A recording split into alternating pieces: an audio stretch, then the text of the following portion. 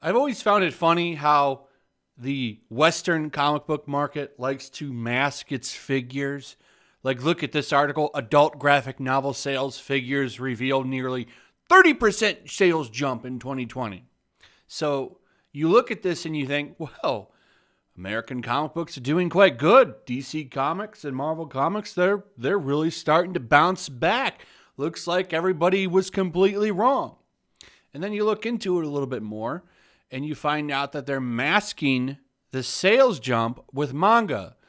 So this was a top 10, and I'm not even sure which one's right here because now Crunchyroll has come out with it with a chart of their own, and this one is very different. We actually have a top 20 now, and the numbering is a little bit more shuffled around. So I want to look at this, and I want to make some points here. So, like I said, it's funny how this reads. Adult graphic novel sales figures reveal nearly 30% jump, right? And they put here, 16.2 million adult graphic novels were sold in 2020. Yeah, that's a lot. There's a lot. Now, the point these people like to make here is that comics is on the rise. But the real story here is that Japanese comics are on the rise in North America. And there's good reasons for that. I've talked about it a million times. Most of the comic books made by comic book pros from the West are terrible. They're dog shit, in fact. There's some good ones out there, but for the most part, like, nobody's interested in woke books.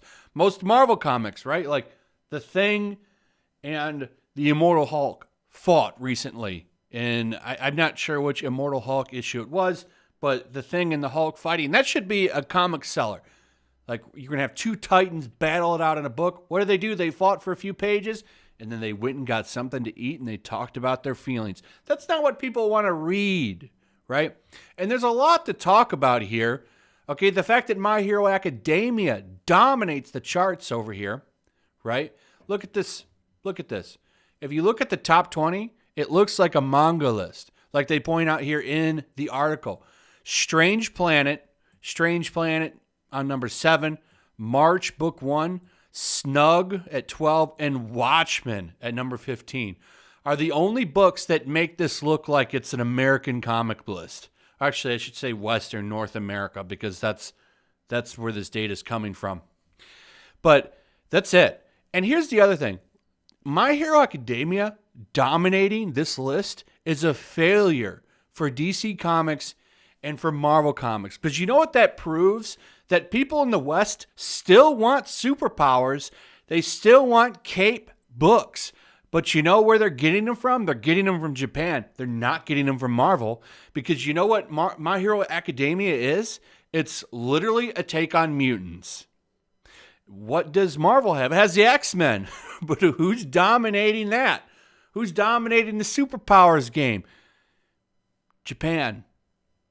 And don't tell me that My Hero Academia doesn't take a lot of liberties from Western comics, because it sure as hell does. And it's doing it right. And I've never seen a greater example of people wanting these books and not getting them from Marvel, because there's not one Marvel book on here at all. Not one. And that is a complete joke. That is a complete joke. So you go back over here and you see Chris Arnett talk about how, sales are good. This is great. But the fact is, it's not good. Okay? This is an embarrassment. And what's even funnier about all of this is that people will sit over on Twitter, all these comic book pros, and they'll say, sales are up, we're doing good. Haters are lying about us. And that's not true, because I've talked about it a couple of times now, and I'll say it again because I think it's a really good point. Just because Toyota cars are selling good doesn't mean Ford and GM are doing well. In fact, Ford and GM shrink from that and lose money and market share. That's not good, but I don't expect American comic book pros to understand business, because most of them are pretty dumb. And the fact that they don't get that is really bad for them. Like, they don't seem to understand, like, their market is shrinking yearly and it's being eaten up by manga. People are going elsewhere for stories. They're not going to them for stories. And the sooner they realize that, the better, because if they don't right the ship, in fact, I don't know if they can still right the ship. They're trying. Like DC Comics is kind of trying to do with Future State. Some Future State's actually pretty good, but the problem is the price points. And I've talked about that in my roundup videos that I do on my other channel where I go through all the Future State books. You've got some good stuff here, but the pricing is the biggest problem because most manga books are like $14 to $20-something for a thick book of stuff, multiple volumes.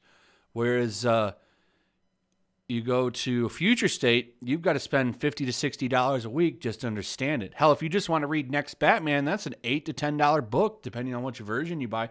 That's a lot of money. And they just don't seem to get it. You can't thrive on these prices. Anyway, this is pretty significant stuff. Let me know what you guys think in the comments below. I want to hear your thoughts. Also, if you would, please like, subscribe, share the video. Make sure you're still subscribed. Hit that notification bell, and I'll see you guys on the next one. Peace. Also, if you want to help support the channel, check out my Teespring store. There's a link in the description. You can find some merchandise in there that you might want to check out.